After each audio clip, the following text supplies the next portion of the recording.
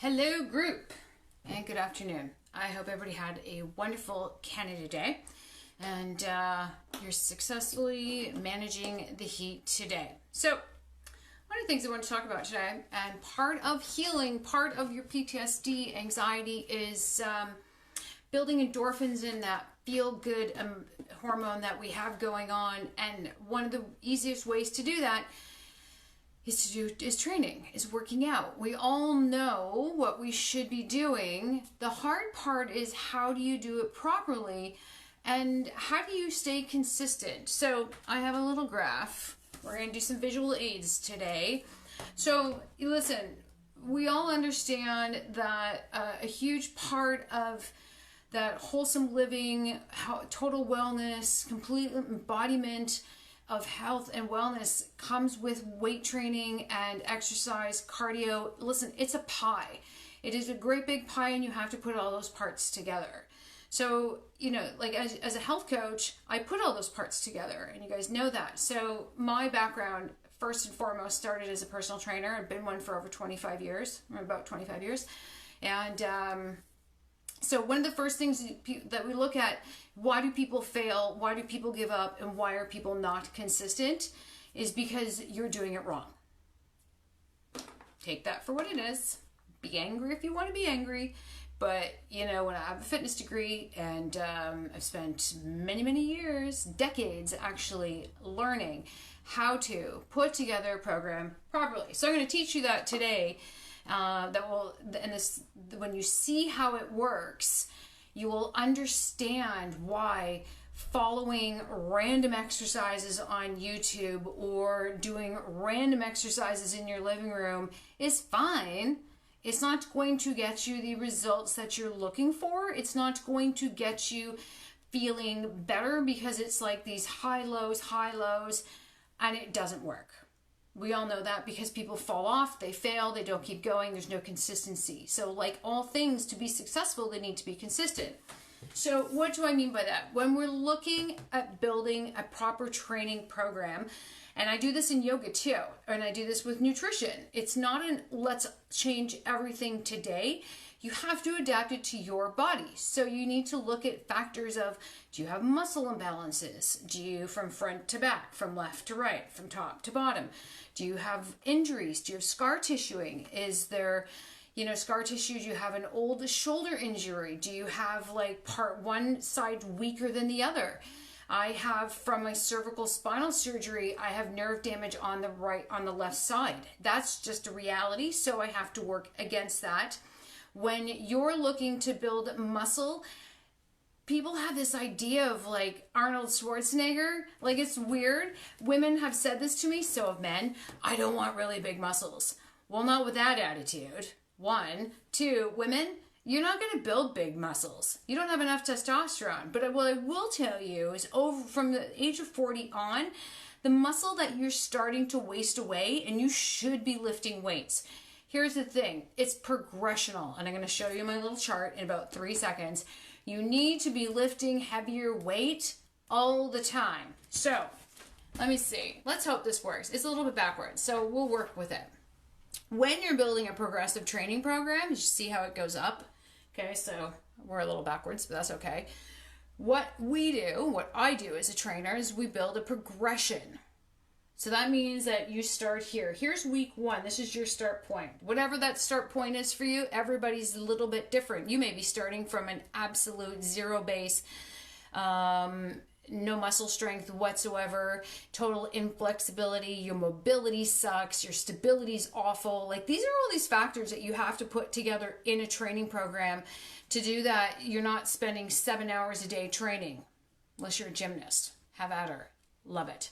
So, but if you're not doing it in a way that makes sense for your body and what your goals are, and goals have an end date, but when you start to see the change and you build more endorphins as you go, your anxiety drops, your stress level drops, those feel-good hormones of the endorphin hormones feel better, you feel better, right? The stronger your body, the more muscle mass that you have, the better you're able to deal with the stressors on a day-to-day level. So when we look at cycles, we break them down into 4 weeks. So it's our 1 month. So we got 4 months.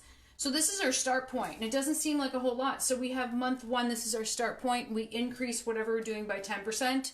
And then the 3rd week, we increase by another 10%. And then week 4, we literally do the exact same thing we did week 1. Because you need time for your body to rest and adapt. Now, this changes slightly. So some people will build for 2 and rest on the 3rd week. That's me. I've learned I can build for 2 weeks. I need to rest on the 3rd. I've had clients where you can build for 4 and they rest on the 5th week. So there's a science to it, but there's also exceptions to the rule. So then if we look at the 2nd month, well, where we were in week 2 is now our start point for week 1. And week 2, what we used to think it was really tough in week 3 is now our week 2. Now we're going to build again. So now we're up to here. Now we're going to rest again. We look at month 3. In the beginning, what you thought was really, really, really hard in the 3rd week is now your start point. And then we build again. So what you thought was really, really hard here, you're adequately able to do it, and we build again. And then we come down for a rest. Now, we have surpassed the entire 1st month, and we're over here in month 4, and our start point is where we thought this was really tough. And then it just keeps building. You've got to build, you've got your start point, your build, and your rest. And that keeps going. The longest training program is 4 years. If you know the reason why, you can post it in the comments.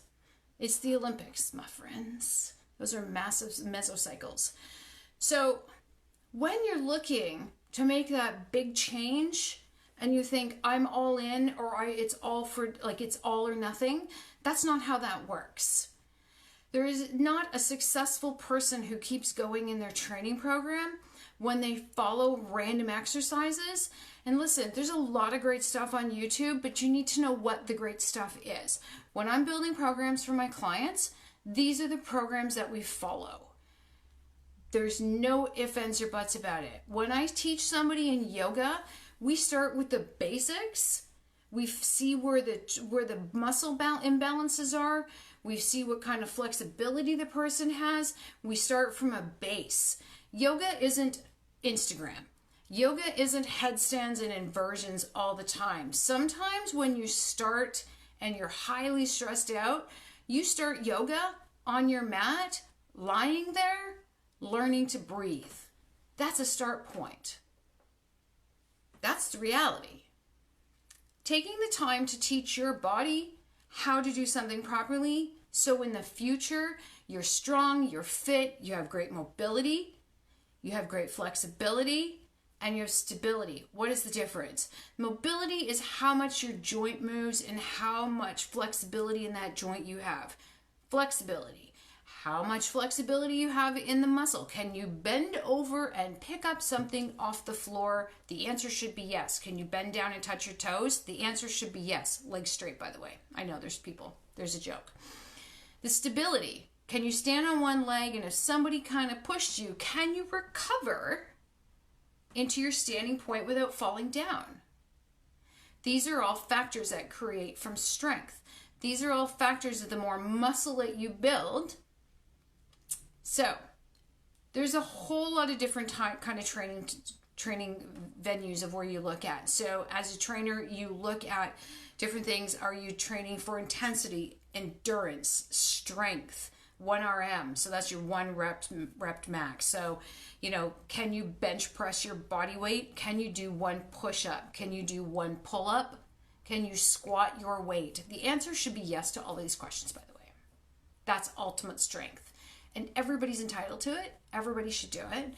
But if you don't know how, it gets very frustrating, and I totally understand that. So that's why, as a trainer, it's a little rocket science, but it's not that hard. That's because I had the education behind me. So guys, when you're looking to increase your endorphins, balance your hormones, build more muscle, feel better, decrease your stress, sleep better, do a periodization program, a progressive program, and that's the way you do it. You need to start slower, and you need to take it up 10% and then rest on the week 4, exactly like I showed you on the chart, in order for your body to adapt. Over the course of a year, you'll be so much farther ahead than those people who jumped off whatever and they started really, really hard and then they quit after like a month. So guys, that's my tutorial for the day, because part of healthy living, part of being fit, controlling your PTSD, sorry, I'm going to cough, controlling your PTSD and anxiety, weight training goes a long way towards that, and having a proper built program gives you better benefits than trying to wing it. Guys, on that note, I'm out. Enjoy your day, and we'll see you tomorrow.